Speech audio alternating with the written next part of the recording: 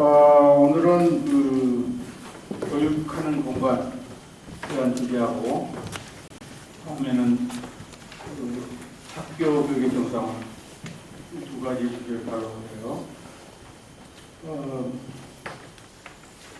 우선 교육하는 공간 첫 주제로 이전의 개념을 우리가 반성해 봅시다. 교육하는 공간 그러면 얼른 생각나는 게 국가의 관할 기업인 걸로 생각이 듭니다.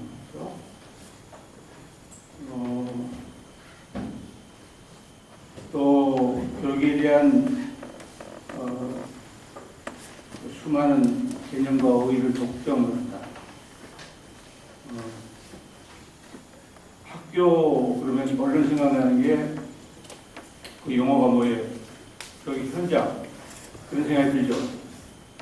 여러분 머리에서 그 지우기 힘들 거야. 그래 안 그래? 지우기 한 수백 개는 필요할 거야. 그거 지우는데. 그 다음에 대부분 그 전문가라는 집단에서 운영이 되는데 그 중에 제1기 교육학자들이 포함되어 있다. 나는 그 제1기 교육학자들을 학교 체제에 기생하는 사람들이다. 이런 표현인데 그거 없으면 큰일 날 뻔했지. 교육학자들. 그걸로 먹고 사는 건데 그리고 그런데 재밌는 것은 제일 불행한 일은 그 교육학이 교육을 왜곡시키고 있고 교육을 은폐시키고 있다. 교육이 있음에도 불구하고 정당력을 기념적으로 파악하고 있지 않기 때문에 은폐하고 있는 국회가 그런 역사.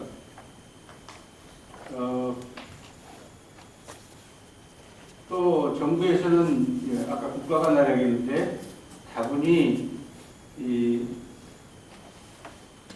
학교 내부적인 문제만 관심을 듣지 학교 이외에서 이루어지는 교육에 대해서 전혀 무관심하다. 이거 특징이에요. 심지어 적대시하는 경향도 많아요. 그 학교 밖에서 이루어지는 교육에 대해서 적대시한다. 이거 흥미 있는 사실인데.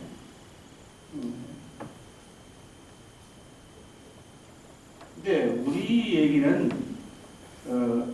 교육이라는 것이 어떤 특정한 장소와 시간에 일어나는 건 아니라는 거죠.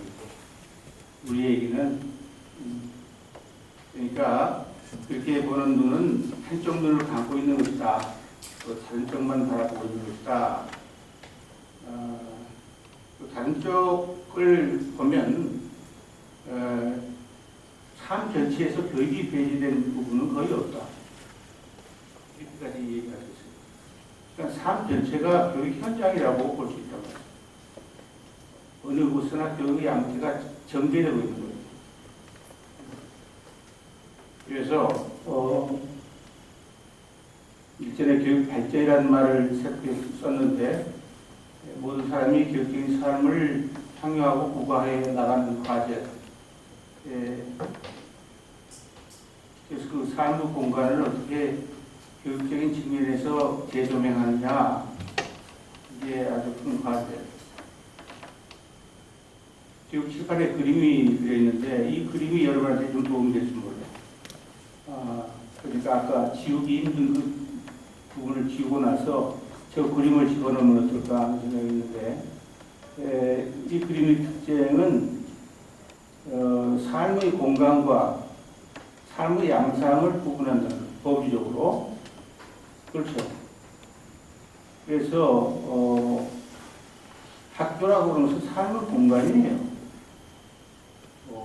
그러니까 가정,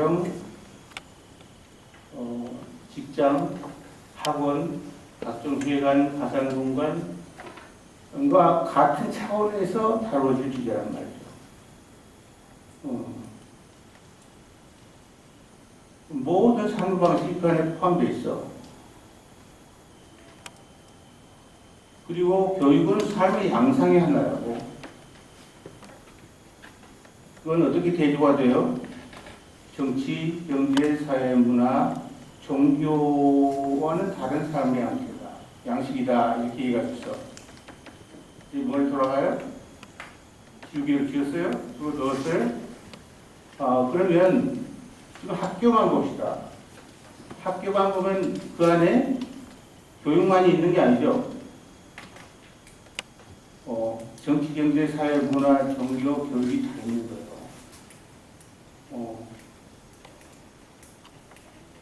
가정도 마찬가지야.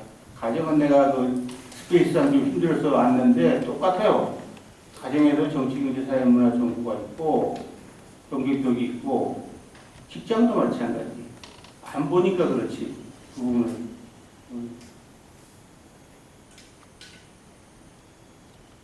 인터넷도 마찬가지. 가상공학도 마찬가지. 그래서 아까 얘기한 가정, 학교, 직장, 가상공간, 에세트라 이 공간 안에는 단일한 논리로 환영시키는 다양한 요소가 포함되어 있다. 이렇게 생각합니다. 평화로운 공간이 아니라 여러 가지 세계가 충돌하는 공간이에요. 그러니까, 어떤 걸 두고 봐야 되느냐. 그 부분이 있다면 모든 것이 복합됐는데 사실 정치적 공간으로 볼 수 있다. 그러면 명령을 하고 따르는 권력의 자리가 가해지는 거죠. 학교 안에 그런 게 있어요, 없어요? 있다. 가정에 그런 게 있어요, 없어요? 있다. 직장에는 인터넷은 모르는 방식으로 그 권력이 왔다 갔다 하죠. 나중에 조금 검토하겠지만은 또 경제적 공간, 그러니까 어떤 공간이냐 경제적인 측면이 있다 얘기할 수 있어요. 그래서 이해관계를 저울질하는 자리가 된다. 그렇죠. 학교 안에 그런 게 있어요, 없어요? 교사들 월급 타고야 안 타고요? 얼굴 조금 더 주면 얼굴이 훤하고 찌그러지고 근데 온갖 경제 활동이 그 안에서 일어나고 있어요. 가정에서도 마찬가지, 직장에서도 마찬가지. 사회적 공간이다. 그 공간 안에 사회적인 측면은 이를테면 관습과 제도 역할에 위치해야 된다. 교사는 어떻게 해야 된다. 가정에서 가장은 어떻게 해야 된다. 자식은 어떻게 해야 된다. 직장에서 상사가 어떻게 해야 된다. 사장은 어떻게 해야 된다. 역할이 있잖아. 사회적 측면이죠.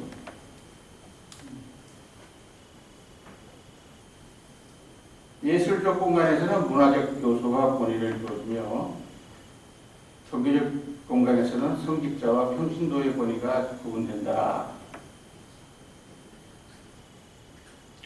학교에다가 종교라는 말을 붙이면 좀 이상하죠. 나한테는 너무 종교적인 요소가 많은 거예요. 학교 안에. 안에 교과서가 정답이라고 한다. 그걸 신봉해서 그냥 거기 맞는지 틀리는지 알아가지고 울고 짜고 한다든가. 이것은 거의 종교적인 행사에 가까운 측면인데 너무 종교적이다. 학교가 나는 그렇게 봐. 그런데 이렇게 한 공간에는 여러 가지 것이 같이 병행해서 일어나는데 거기에 교육이 배제됐다면 그 건전한 공간이라고 할 수 있느냐? 그 삶의 공간이 질문할 수 없어요.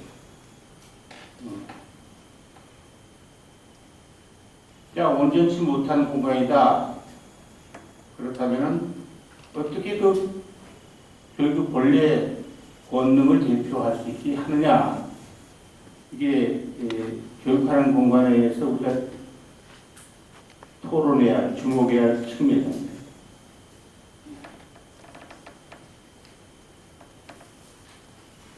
그렇게 생각해 본 교육학 서적 봤어요? 이제까지. 처음부터 끝까지 다르죠? 근데 그 필요성을 느껴요? 각각의 삶의 공간을 교육적인 측면에서 조명할 필요가 있다. 그 필요성을 느끼네요.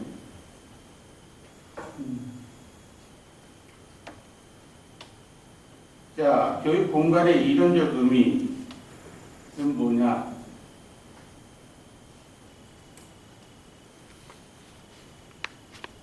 그 만네이라고 하는 예수라는 사람이 있는데, 이 사람이 말이죠. 어째서 유명하냐면은 그 다리미 있어요. 다리미 그 옷 펴는 거, 다리미. 좀 밑바닥 번들번들하죠. 근데 거기다가 못을 박았다. 못을 박고 그걸 어디다 놨냐면 전시실에다 갖다 놨다. 왜 그랬겠어요? 그걸 여러분이 볼 때 무슨 생각이 들어요? 아주 좋은 다리미를 왜 저렇게 망가뜨렸을까? 그렇게도 생각할 수가 있어.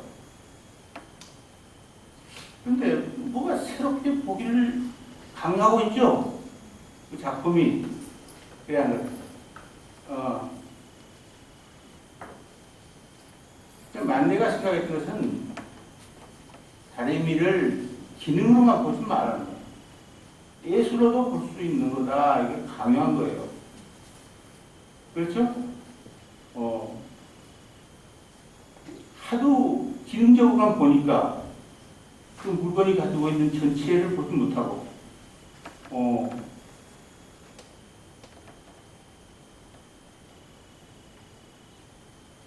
교육 본의로는 공간을 그렇게 교육적인 측면을 보게 강요하는 개념이에요. 만네이가 다리미를 예술 작품으로 볼 수도 있다. 봐라. 라고 얘기한 것처럼 우리 교육본에서는 모든 삶의 공간을 교육 측면에서도 봐라. 이렇게 이야기했던 거예요. 보면 거기에 뭔가 있다. 항상. 그거예요.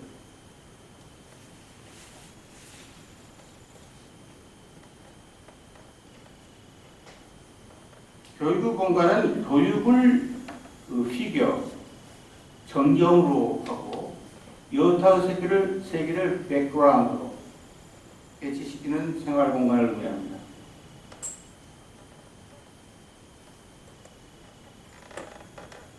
그래서 그 공간에서 교육을 주된 목표로 삼고 여타 것을 그걸 실현시키는 수단으로 제기하라는 것.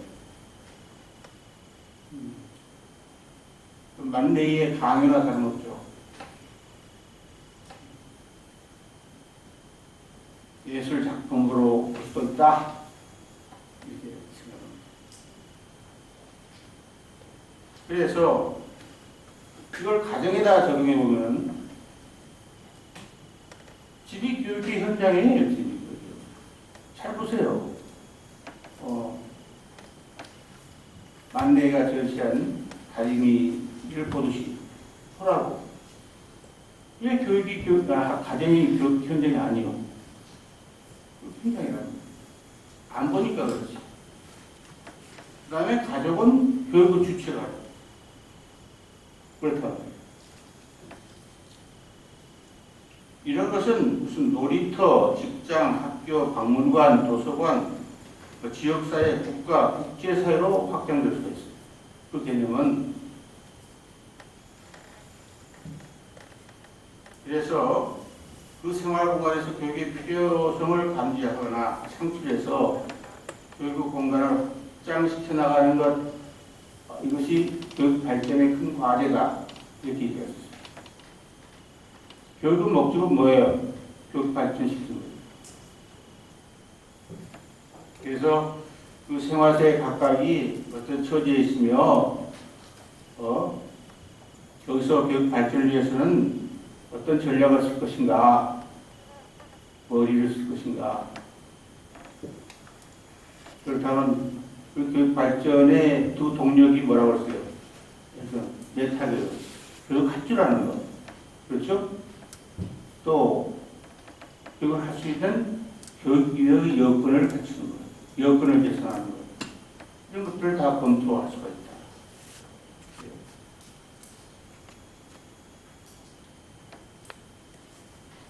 자, 우리가 여태까지 교육의 양상과 양태를 구분해 왔는데, 그 공간은 교육의 환경이 다 다르죠? 여건이 다르다는 거예요. 부분적으로나 혹은 생태적으로 정치, 경제, 사회, 문화, 종교 여건이 다 다른 거죠. 그렇기 때문에 교육의 양태는 순수하게 나타나지 않고 양태로 나타나요. 교육이 양상으로 나타나는 게 언제든지 교육이 양태로 나타납니다. 그러니까 각 공간에서 일어나는 교육의 양태는 어떠며 그것은 어떤 교육의 여건과 관련이 있는가, 이런 것도 연구 과제예요.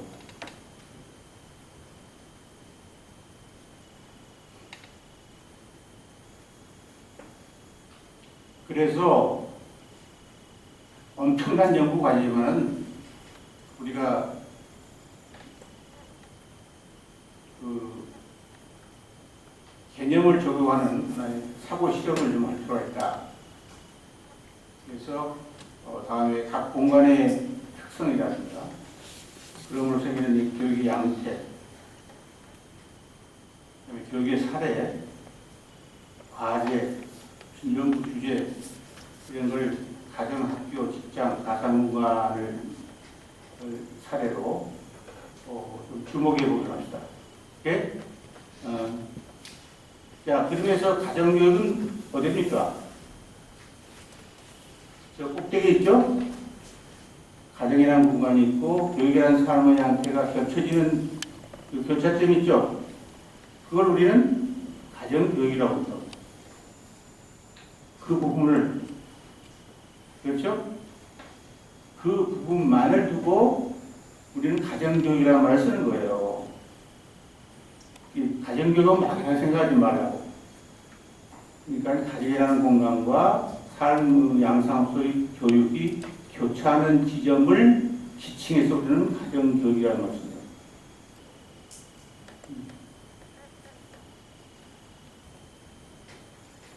그 공간의 특성은 어떻습니까? 뭐 감히 여기서 다 얘기할 수는 없지만은 누구나 몸담고 살아가는 불가결한 집단이다. 놀라운 일이죠. 가정을 떠나서 존재할 수가 없어. 그 가정에서 자랐고 새로운 가족을 형성하고 그리고 사망한 후에야 그 가정을 떠나게 되죠. 그러니까 사회의 최소 단위라는 말고 하는데 근데 그 가족의 형태는 또 시간과 공간에 따라 다르고 그렇다고 하죠. 그러니까 여러 가지 특징을 줄 수가 있는데 선택되지 않은 지속적인 혈연관계 특징, 또 세대 차이가 상당히 있는 공간, 그 다음에 긴밀한 접촉을 하는 것 있고,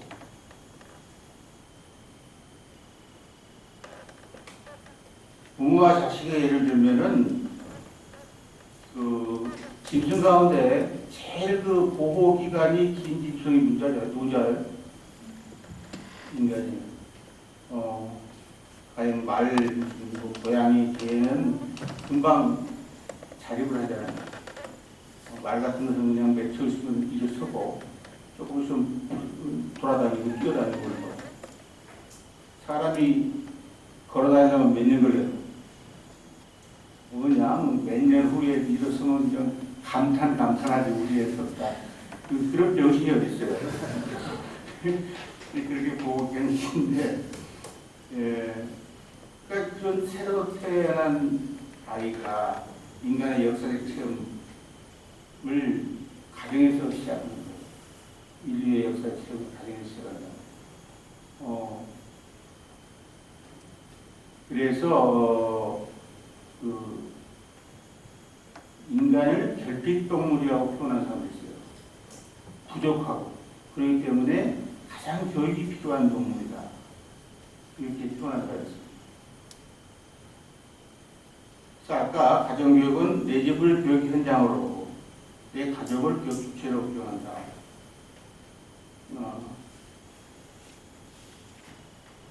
근데 가족이 없는 사람이 없다? 그럼 그것을 어떻게 건전하게 만들면 세상 전체가 건전하게 되는 얘기. 세상 전체가 교육 현장이 되고 만인이 교육 주체가 되는 그런 셈입니다.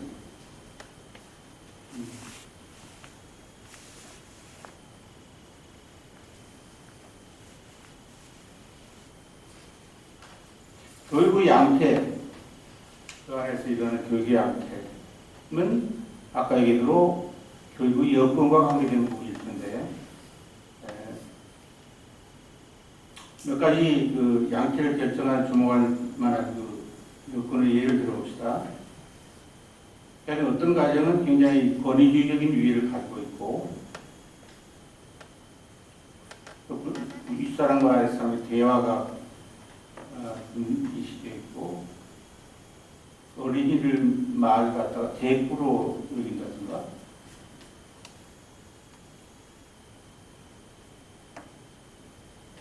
그런 것이 있어요. 그래서 위계가 일방적인 걸로 있는 가정이 있는 가정, 다른 가정은 그 외 동양에서 덕치, 왕도와 패도처럼 그 깨달음을 갖게 해요.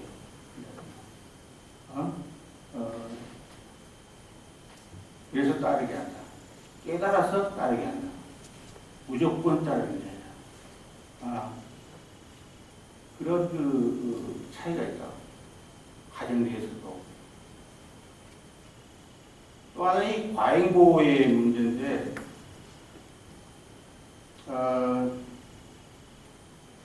항상 자기 자식을 미숙한 사람으로 보는 사람이 많아요. 사실 우리 집에서도 그런 게 많아. 지금 장가 가가지고 인류대학 교수가 돼 있는데 지금도 어린애 취급한다. 자기 엄마 말을 듣고 어린애 취급해요. 밥 잘 먹었냐, 뭐 어찌냐부터 시작해서 그러니까 유아적 예속이 지속되는 거지. 그건 교육을 위해서는 좋지 않은 것이다. 항상 적정 수준의 도전을 주고, 자기 활동의 여지를 주고, 또 자기 책임을 갖게 하는 그런 가정도 있다. 어디가 더 교육적일까? 교육적 여건이 좋은 것인가? 이런 것을 생각해 볼 수가 있죠. 또 교육적 여건과 관련해서 고압제와 저압제, 아주 충분히 동화시킬 수 있는 품위를 갖도록 자녀들에게 강요한다. 그럼 어떻게 해요? 얘들이 반응은 저압제죠. 저항, 자식으로 해석해버리고, 그러면 충돌이 일어나죠? 개구리 올챙이 좀 올다는 말이죠. 부모가 얘를 생각을 해요. 그래서 예전에 얘가 다른 거짓말했다고, 자기는 옛날에 거짓말 한 번도 안 한 걸로 되어 있어요. 어쩌면 너는 거짓말을 그렇게 척척하냐. 그리고 따지고 말이야. 그때 다행히 그 옆에 그 엄마를 그래서 엄마가 있는 친어머니가, 야, 너무 그러지 마라. 너도 그렇게 컸어. 너 얼마나 거짓말 잘했는데. 이렇게 되는 거야. 책을 믿지만은, 그러나 그 고압제에 대한 하나의 견제라고도 볼 수도, 얘들은 큰 거야. 뭐 이렇게 그런 거야. 사람이 없지 불행한 일이지만 또 하나는 공생하는 의식이 있다. 우리는 다 같이 사는 거다라고 하는 것이 있어서 그러니까 교육열 두고 보면은 그 세속적 출세를 위하거죠. 자식이 잘 되면 나도 잘 되고 같이 잘 되자. 그래서 이제 그 부모들이 자식 무슨 자랑거리 정도로 생각한다든가, 부모의 구성물로 생각한다든가, 또 부모가 성취하지 못한 야망을 대신을 실현해야 할 사람으로 본다든가, 뭐 이런 경우가 있잖아. 근데 교육적인 부모는 자녀의 장점을 발견하여 그것을 북돋아주고 또 그 약점을 발견해서 구제해주는 그런 사람도 있다. 교육의 여건 차이가. 핵 가져가도 문제가 되죠. 사회가 자꾸 발전하니까. 할머니, 할아버지가 이제 없어지는 거죠. 그래서 가족끼리의 접촉 기회가 감소하고 직장 업무에 시달린 나머지 가정에만 녹화되고 단순한 휴식의 장소라는 인식을 하고 있고 그래서 이게 전문가에 의존하는 경향이 있어요. 학교에서 했겠지 혹은 무슨 학원이 했겠지 그건 엄청난 폭이죠. 부모의 역할 폭이란 말이에요. 근데 다른 한편 정말 훌륭한 자녀를 키우는 부모들도 있다. 다른 한편으로 교육 소재 문제도 있는데 예를 들면 그 자녀한테 옷 바뀔 때 공부는 안 하고 왜 축구에만 관심 갖느냐 이런 사람 있죠.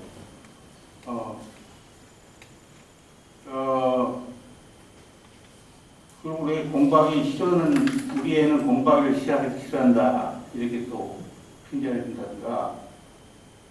근데 어떤 사람은 적성에 맞는 소재, 수준에 맞는 소재를 두는 가정이 있다.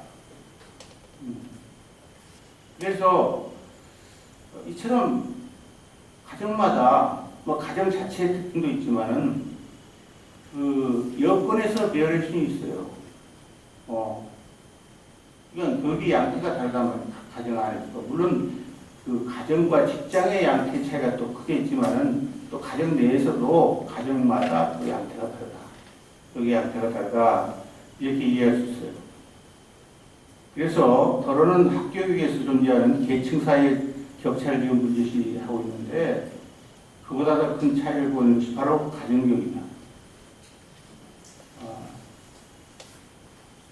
위의 제반 부정적인 여건 문제뿐만 아니라 부모의 교육에 대한 인식, 자녀에게 하려는 시간, 외부적 지원의 활용 등등 너무도 큰 차이가 있는 거예요. 그렇죠?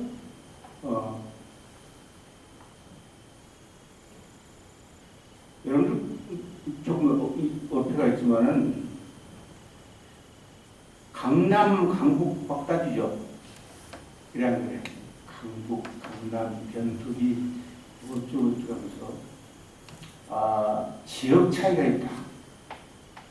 그래요. 지역에 따라서 교육 격차가 있다 이렇게 표현하는데 자세히 생각해 보세요. 지역 격차만 있습니까? 모든 격차가 있는 거지. 그러니까 강남에 살던 사람이 강북에 가면 격차가 없습니까? 그렇지 않다. 그러니까 그 가정교육 학교 가기 이전의 가정교육 격차 이건 엄청나게 큰 거예요. 크다고. 자, 교육 사례. 부부라는 것은 남이 이제 결합한 건데, 가정 배경이 같은 게 같은, 뭐 성별의 차이도 있지만, 엄청난 차이가 있어요. 문화적 차이 충돌하면 안 되지만 그걸 교육의 소재로 잡으면은 서로 교육적 관계가 맺어질 수가 있어요. 서로 장점을 살려서 그 아내한테 배울 거, 남편한테 배울 거. 서로 장리에 나가면은 교육적 관계가 성립되는 거지. 그렇잖아.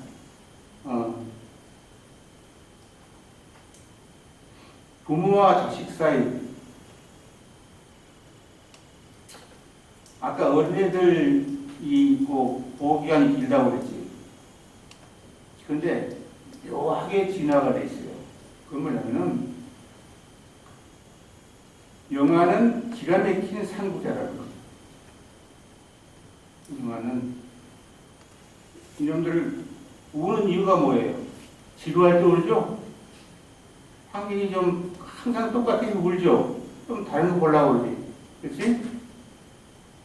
그래서 별 자기 성장에 도움이 안 되면 울어버려요.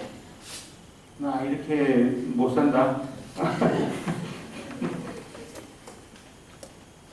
그러면 부모들이 애하고 뭐 보여준다든가 뭘 준다든가 해가지고 자극을 주죠. 그래 안 그래? 그러니까 또 그러고 주면 또 한박 웃으니까 또 끝봉 넘어가지 부모들.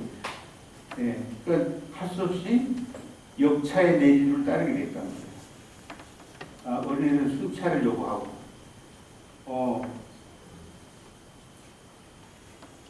그래서 그런 자식의 성장 동기에 따라 충고를 하는 부모가 있다. 그래서 일상이 교육의 소재가 되는 거예요. 일상. 가정에서는 일상이 교육의 소재가 된다. 잘 보면은. 그리고 요체는 부모의 시범과 자녀의 모방이다. 이런 거죠. 말이 하려는 거예요.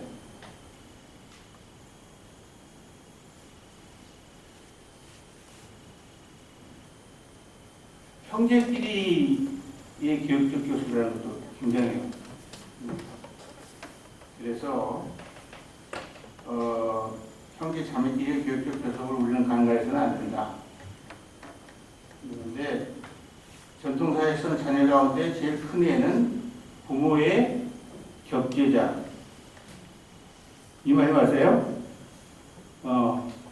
둘째는 첫째의 격제자. 그리고 셋째는 둘째의 격제자가 되었다. 그리고 막내는 4명의 스승을 둔 셈이에요. 그렇게 해석할 여지가 많아. 우리는 그걸 간과한다고. 간과해.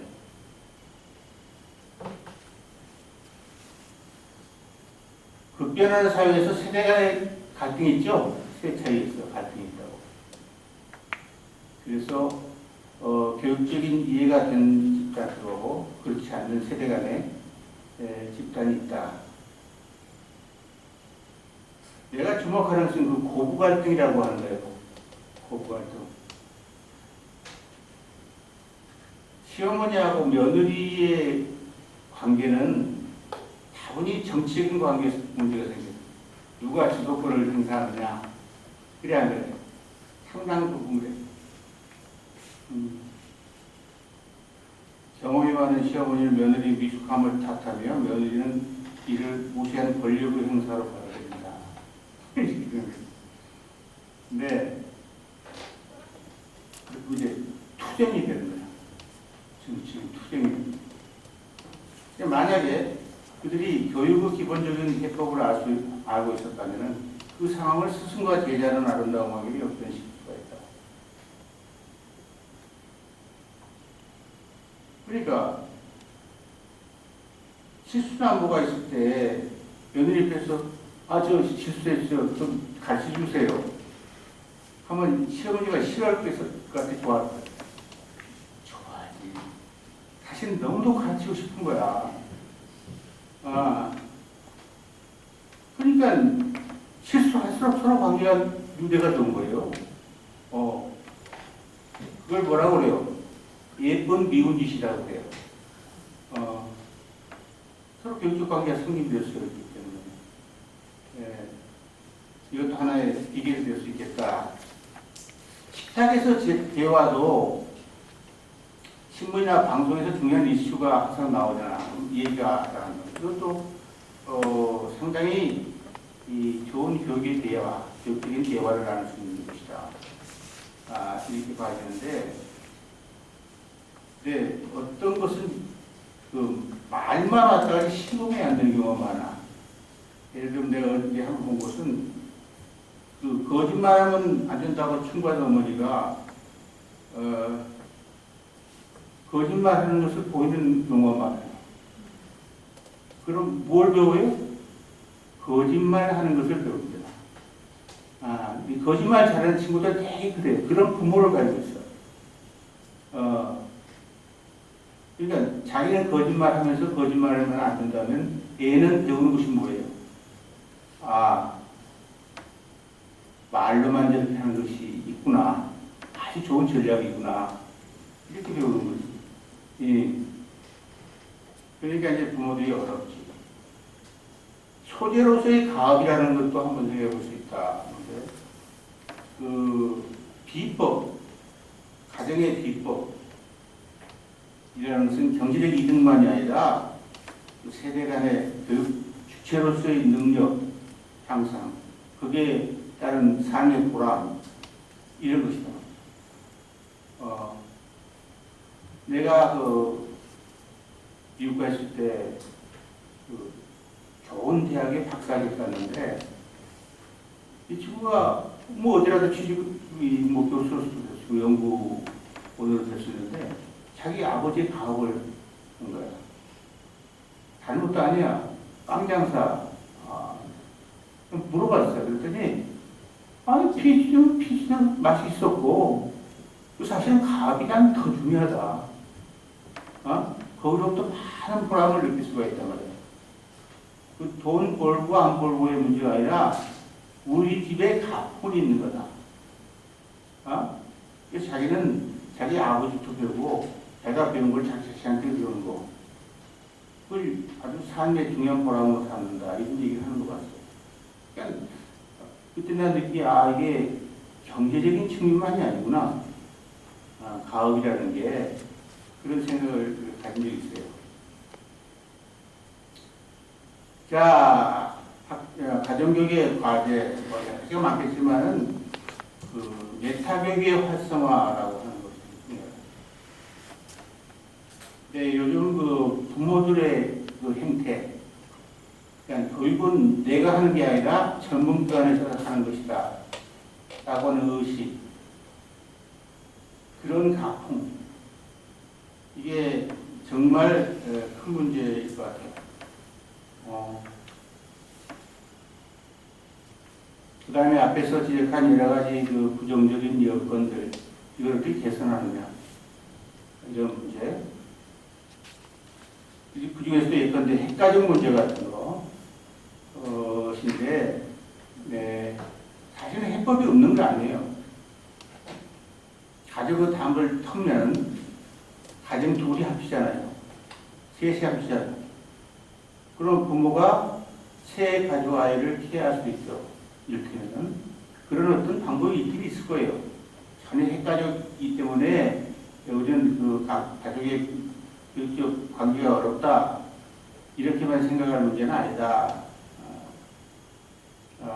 그런 생각이 들고, 정말 연구 주제는 엄청나게 많다고, 가정교육에. 예. 우리가 몰라서 그렇지, 너무 연구할 거리가 많아. 그들끼리, 가족끼리 교육적 관계를 어떻게 보호할 수 없는가, 장애는 무엇인가, 그 여건과 그 행위의 상관관계는 어떤가. 간단한 조사도 말이야. 아까 내가 장자가 겹치자도를 한다고 했잖아. 그러면 그 서열에 따라서 그들의 상부예언과 하와예언은 어떤가. 뭐 이런 것도 당장 조사하면 무슨 답이 나올 텐데, 처음 듣는 답이잖아. 그래서 처음 하는 질문, 처음 하는 답. 이게 얼마나 중요한지 알아요? 그 연구자는 그걸 알아야 돼. 과연 어떤 주제가 정말 교육학 분야에서 처음 제기된 문제다. 어떤 사람은 처음 답했다. 그러면 교육학계에서 한 번도 연구 안 된 거죠. 그렇죠? 그 정도는 그래도 지구상에서 처음 한 거죠. 그래야 돼요. 지구상에서 처음 한 거야. 아무리 그게 부자할 것이 없다고 그래도. 그 다음에 우주적으로 처음 한 거예요. 근데 강조한 이유가 있어요. 그 처음 한다는 게 얼마나 중요한가. 라는 걸 여러분도 알아야 돼. 아무 거 한 거 다 풀 하는 것보다 좀 자기가 앞서 남이 아는 거 먼저 한다는 거. 이게 얼마나 중요한 일입니까?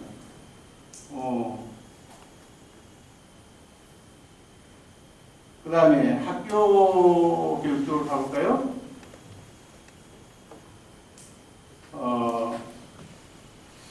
그림에서 학교 교육은 어떻게 됩니까? 학교라는 삶의 공간과 교육이라는 삶의 양상이 교집합되는 것이죠. 보여요? 얼핏 파란색과 빨간색이 교차점인데 그 공간의 특징은 어떻습니까? 학교의 공간의 특징. 뭐 여러 가지 될 수 있겠지. 그러나 나는 젊은이들의 축제 생활 공간이다. 그 미국서 어떤 프로그램이 있는데 믿거나 말거나라는 프로그램이 있어요. 세상에 이상한 일만 자꾸 하는데 한국 사례가 나오더라고요. 어린애들이 별빛을 보고 학교에 가고 별빛으로 집으로 온다. 그런 나라가 있다. 코리아다. 이런 표현을. 그러니까 하루 종일 학교에서 생활하다가 오는 거지. 요즘 조금 뭐 다르지만 그때는 그랬어요. 그다음에 다분히 그 형성 배경을 볼 때 서구의 제국주의적 전통에서 나왔다. 국가의 통제가 있고 의무화라는 것이 있고 상당히 비대화되어 있고 관료화되어 있고 조직화되어 있고 많은 부분에서 19세기적 서구 관점이 많이 지적받고 있고 특히 인식론의 측면에서 그렇다. 아주 고착이 됐어요. 나중에 이제 교육적 인식론과 관련해서 뭐 얘기할 기회가 있겠지만은 그다음에 대부분 표준화되어 있고 획일화되어 있고 대량 생산 체제고 제도적으로 교육을 독점하고 있고 개념도 독점하고 있고 여타 교육기관에 대해서 배타적이고 학교는 참 질투심이 많은 것 같아요. 그리고 다양한 기능을 하고 있고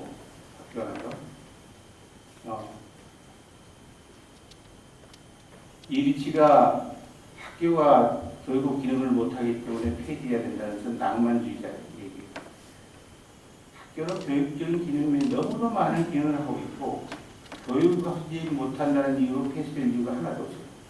폐쇄되지도 않아요.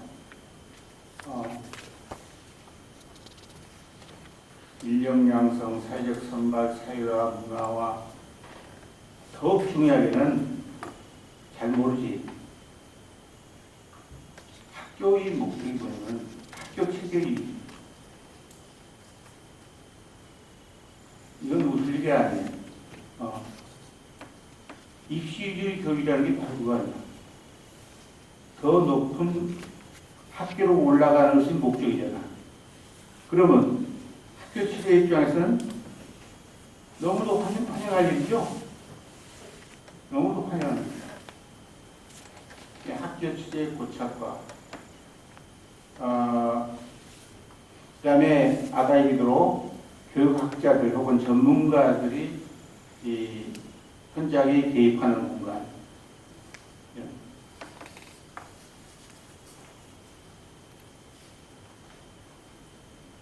교육의 양태를 보면은 그 교육 여건에 따른 양태 대비가 있는데 학교마다 물론 조금씩 다르지만은 다분히 그 외도교육의 양태고 공덕교육의 양태다. 그래서 그 교육자와 피교육자를 양분하고 교실 하나 한 명의 교사 다수 학생이라는 고정관념이 있고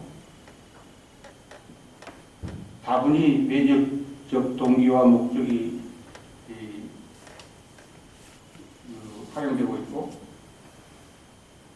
국가 정책에 동조하고 경제 논리를 하고 사회적 선발 계층을 구축시키고 아까 얘기로 학교의 목적은 학력의 인플레이션을 일으키고 있고 또 제도가 목적을 정당화하고 있고 많아요. 교과서에 의존하고 있고 일률적인 커리큘럼에 의해서 진행되고 있고 학생들 순위 매기는 거, 분류를 하는 것에 큰 시간을 보내고 있고 의미 있는 것은 그 각종 기관으로부터 요즘 인스티튜셔널 어카운터빌리티 제도의 책임성을 따지는데 놀라운 것은 그 기관의 기능을 따지는 게 아니라 다분히 학력으로 따진다는 거예요. 이게 또 놀라운 그 점입니다. 그럼 그 평가 관련해서 또 내가 우리가 연구할 필요가 있을 거예요.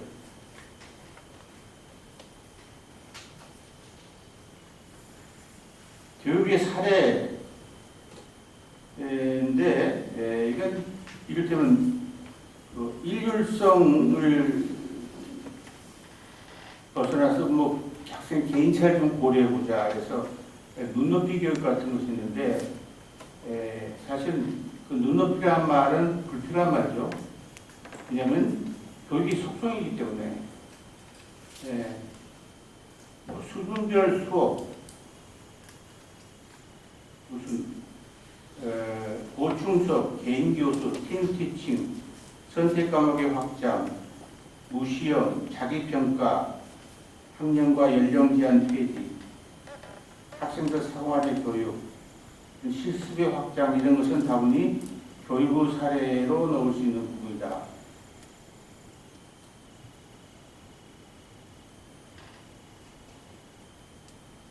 요즘 뭐 정기학교와 뭐 대안학교라는데 어느 것이 더 교육의 사례가 더 많은지 모르겠어요. 그것도 연구 과제인데. 이 과제는 무엇이냐? 학교 교육의 과제 문제는 그 메타 교육과 교육 여건을 개선하는 문제예요. 이것은 나중에 다음 시간에 학교 교육의 정상화와 관련해서 더 자세하게 학교 교육의 과제에 대해서 얘기할 기회가 있지만, 일단 그 구성원의 교육적 주체를 억압한다. 라는 것이 있죠. 이런 말이 있어요. 여러분들 들어봤을 거예요. 학교에서 학생들은 처음에는 즐겁게 배우다가 중간쯤에 마지못해 배우다가 나중에는 죽지 못해 배운다. 이런 표현인데 정말 메타교육식해요. 그 다음에 학교는 그 여건에다 교육을 맞추는 게 아니지. 구조에 발을 맞춘다는 군대식 논리가 저기도 없다. 교육을 위한 여건이 아니라 여건을 위한 교육이죠. 이런 논리가 있고, 이에 관해서는 이제 다음 시간에 더 얘기할 거고, 연구 주제는 너무 많죠. 학교 교육 관련해서. 이런 학교가 저런 학교 있고, 여건이 다르고, 그 교육의 양태가 달라지고, 또 양태가 다른데 또 교육 기능이 달라지고, 그래서 학교와 학교 비교할 수도 있고, 또 학교 내에서 개인을 비교할 수도 있고,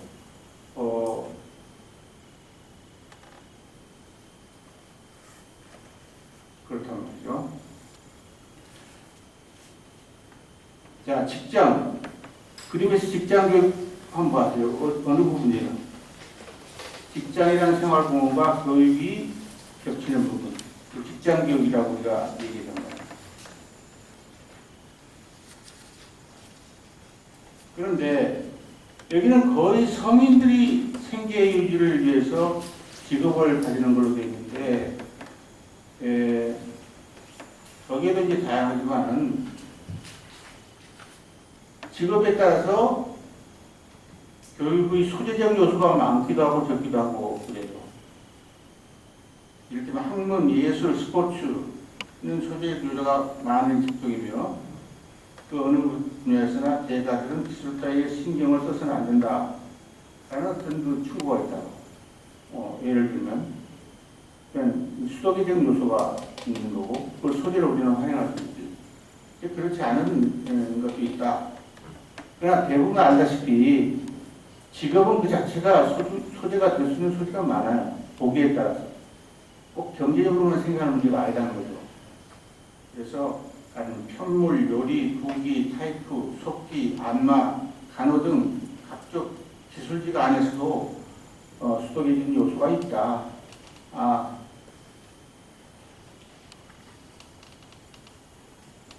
그래서 직장이 오로지 경제적인 것이다라고 생각하는 것은 마치 학교가 오로지 교육적이다라고 생각하는 것처럼 잘못된 거죠. 직장을 제대로 보고 있는 게 아니다. 그런 얘기를 할 수 있어. 노동자를 비대성화시키고 생산과 관리의 무인격적인 과정에 합치하도록 적응시키는 그런 것이 있는가 하면은 자아실현의 이념이 상당히 투철한 직장도 있다. 또 상사와 부하 관계가 상하 관계가 아니라 역전해서 교육적 관계가 허용되는 직장도 있다. 또 어느 직장은 그 풍토상 실수를 관용하는 수가 있고 실수를 처벌하는 수가 있다. 그 실수가 우리는 교육의 소재가 될 수 있다고 그랬죠. 또 어디서는 적성을 살린다면 적성을 살리지 않는 인사관리가 있다. 이런 것들이 전부 교육의 양태를 결정하는 요소가 될 겁니다.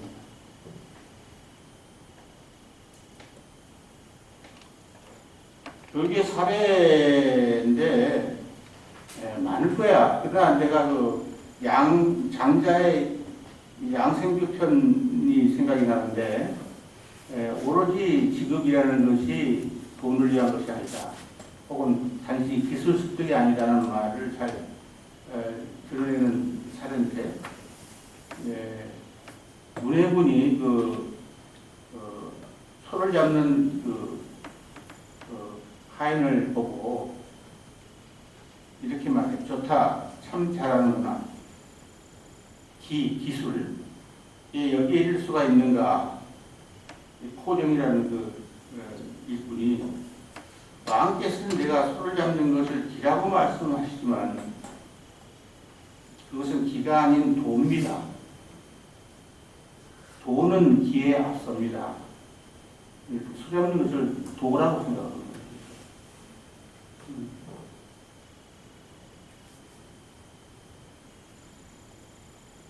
그게 상고 하와 과정이 있는 거죠. 사상연발하고 일하면서 온갖 문제, 시련, 좌절, 실패 이면에는 교육의 기능성이 가능성이 포함되어 있다. 교육 소재로 이용하면은 오히려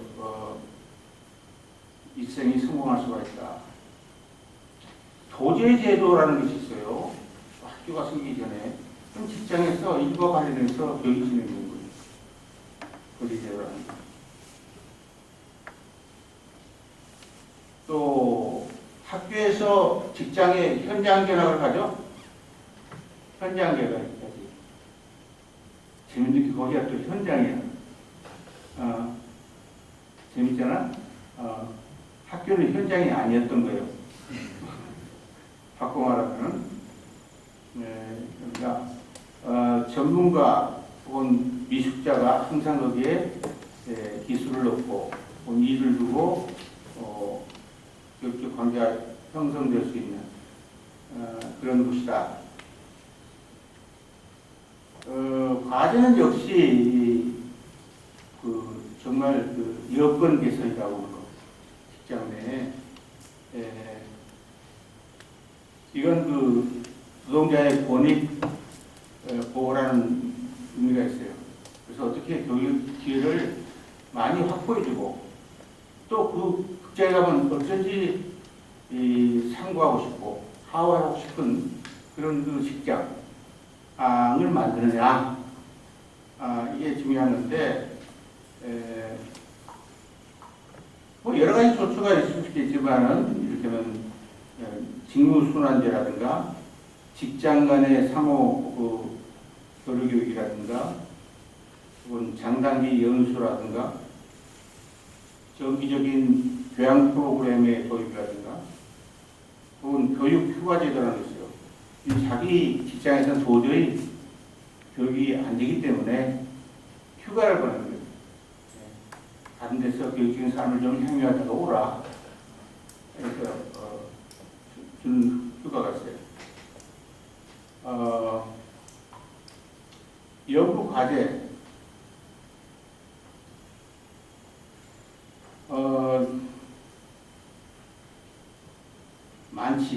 많은데,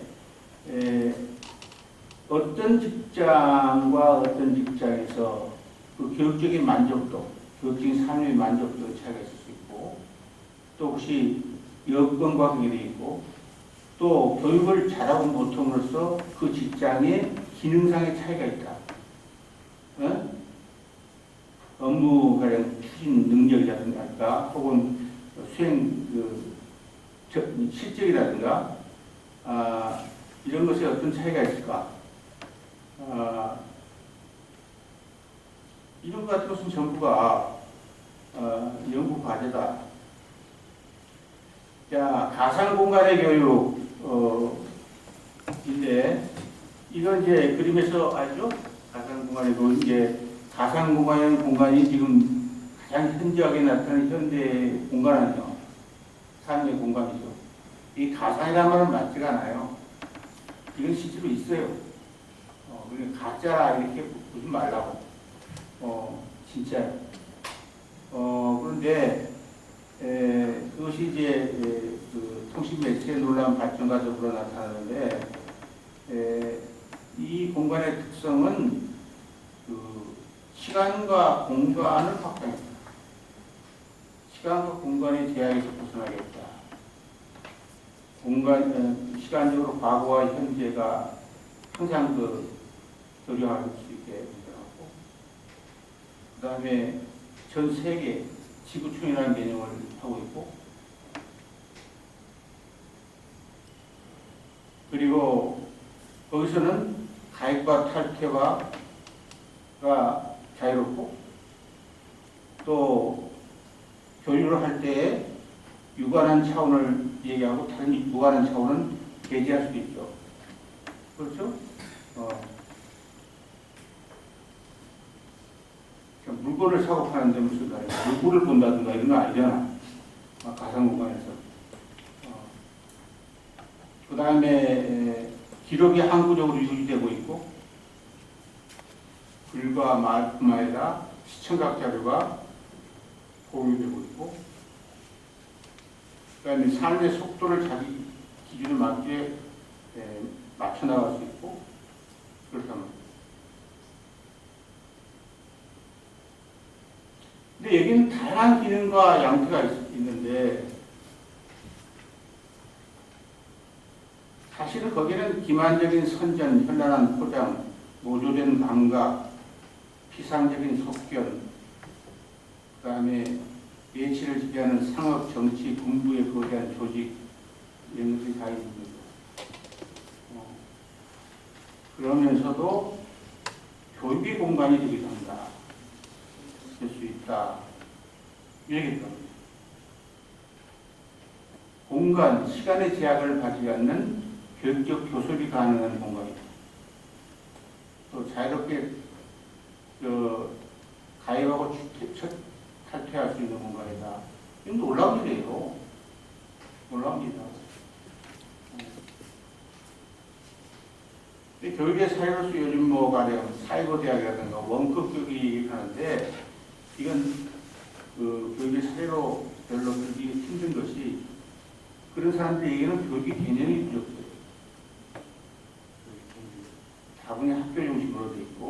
검토되지 않는 개념을 가지고 있어요. 그러나 자세히 보면 자생적 공동체들이 출현하고 있다는 말이에요. 교육 동아리라든가, 이런 데를 보면은 정말 거기에 교육이 너무 잘 되고 있다. 그 다음에 공자의 유교 모든 개념이 너무 잘 반영되어 있다. 성별, 나이, 계층, 집단, 외모 이런 것들은 다 배제되잖아요. 자발적인 참여를 하고 있고 또 온라인뿐만 아니라 필요하면 오프라인까지 할 수 있는 게 가상 공간의 교육적 가능성이다.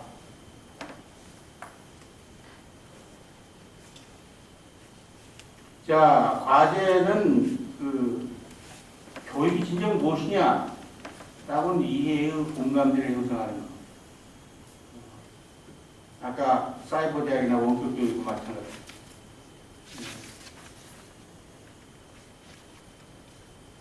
되게 지금 교육학에서도 교육 공학이라는 게 있어요. 근데 이게 펀이에요. 그 전공하는 친구들 보면은 교육에 대해서 아무 생각도 없어. 그냥 공학에만 가지고 있어. 근데 공학도 항상 뒤처진 공학이지. 학원에 가서 배울 수 있는 정도 가지고 대단한 걸로 얘기하고 있는데, 정말 그것이 마치 또 공학이 교육을 대체할 수 있는 개념으로 봐요. 상당히 기능주의적 개념이 있어. 그런데 공학은 교육의 수단에 불과하고, 따라서 교육이 무엇이며 그 공학이 어떻게 수단으로 작동할 수 있는가 라고 하는 그 별도의 관점이 없이는 항상 공학에 뒤지는 분야가 됩니다. 그렇죠? 우리 집 애들이 다니는 고등학교에 있는데 교육학교들이 공학이 어떻고 전자시설이 어떻고 떠들잖아. 학교는 그대로 있더라. 근데 마침 그 전자 취급은 회사가 그걸 인수해가지고 하루아침에 싹 바꿔버렸거든. 전자시설 학교를 다 들어온 거야. 그러니까 교육에 대한 개념이 부족한 거 중요한 거죠. 교육공학에서 할 일은 교육이 뭐냐? 그럴 때 공학으로서 해결할 수 있는 문제를 해결합니다. 그만큼 교육학도들의 고유한 의미의 공헌, 그걸 찾아나가야 돼요. 자, 기타 가능한 교육 공간은 많아요. 많다고. 내가 이 쭉 들고 소년원, 각종 클럽, 살롱, 클리닉, 학습서클, 길트, 연구소, 학회, 보육원, 체육시설, 교회, 사원, 문화센터, 박물관, 미술관, 화랑, 전시회장, 발표회장, 극장, 병원, 작업장, 영화관, 동아리 모임, 학주단, 공회당, 수도원, 서원, 지역사회 센터, 산업체, 군대, 수용소까지. 그게 다 교육 현장에서 있는 거야. 거기서 두 가지만 예를 들면 미술관 같은 거. 미술관이라는 것은 전시할 때 항상 하와의 동기가 포함되어 있어요. 그 안에. 그러니까 관람자가 이해할 수 없다면 그만큼 그 목적은 실현이 안 된 거죠. 그러니까 작품을 접해보지 않은 관람객이 방문해서 작품을 대했을 때 아무런 지식과 정보가 없는 상태라면 당혹감을 느낄 거다. 관람객이 이해할 수 없는 전시는 전시로서의 기능을 상실한다. 이때 그 전시를 살리는 역할은 큐레이터 역할, 하와자의 역할을 첨가하는 거라고. 어떤 방식으로 교육의 관계를 맺고 서로가 소통할 수 있는 노력을 강구한다. 내가 그렇게만 생각을 했어요. 근데 실제로 미술관 안에 교육을 담당하는 크리에이터가 있어요. 역할상이 있다고. 교육학자들이 주목을 안 듣는데 실제로 있더라고요. 방금 관장 얘기를 통해서 나왔어요. 이게. 네.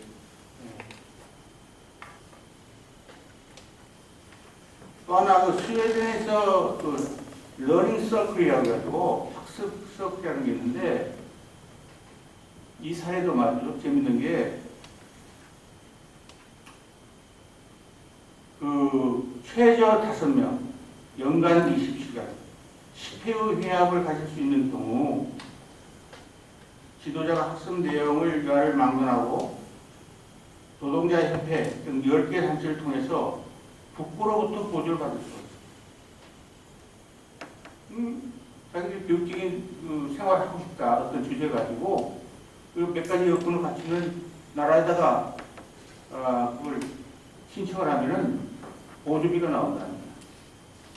당연하지. 예, 당연히 그렇게 해야지. 그렇지 않소? 그래서 얼마든지 교육 방안을 확장할 수가 있다. 그런 거죠. 그러자면 교육을 위한 새로운 기관이 필요해요. 오버라이제이션이라는 것은 공동의 목적 달성을 위한 인간의 결합 형태다. 이 점에서 교육은 그것에 유리한 기본 형태와 조직 구조에 대해서 관심을 가질 필요가 있다. 그래서 나는 그 각종 기관에 교육센터라는 것이 필요하지 않는다. 지역사회 기관, 병원, 건강센터, 도서관, 박물관, 미술관 이 한 섹션에 교육센터라는 게 필요하다.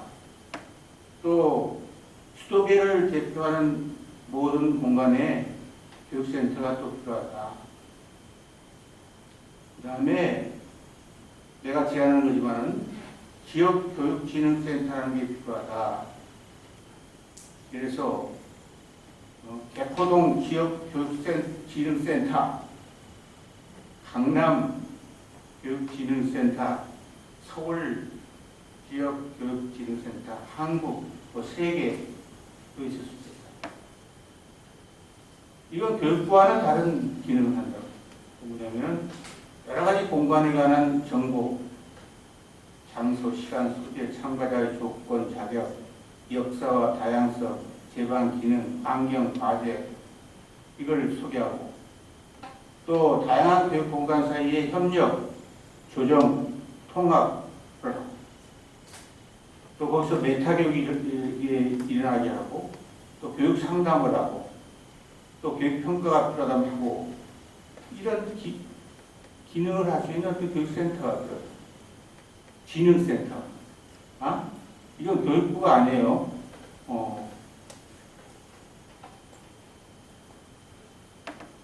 그래서 요즘 그 학교 정책하면은 그냥 국가적 수준에서 뭐 공교육진흥과 사교육업체 뭐 이런 수준을 하는데 그것은 학교 정책이라고 하고 정말 교육 정책은 전 인구, 전 생활 영역을 포괄해야 된다.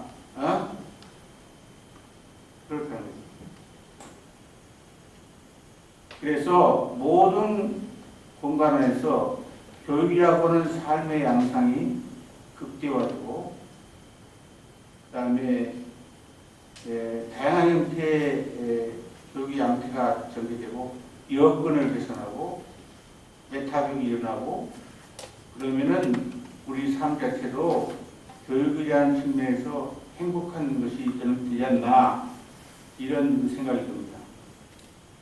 자, 이걸로 마십시다. 15분 쉬었다 하죠. 그러니까 어떻게 되나? 25분에